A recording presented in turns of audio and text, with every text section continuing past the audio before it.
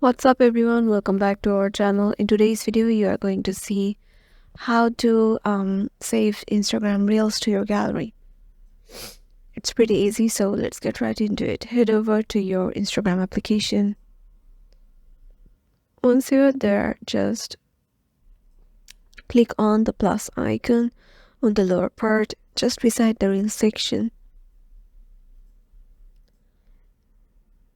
and then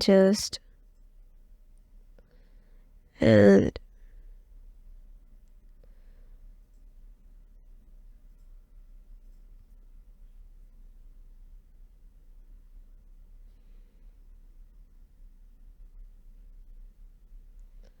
once you do it, just select anyone you want, select as reel,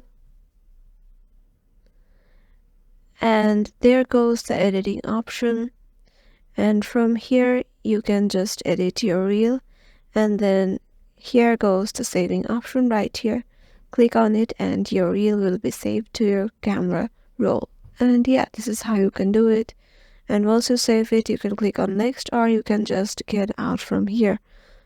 And yeah, hope this video will help you out, and we will see you in the next one.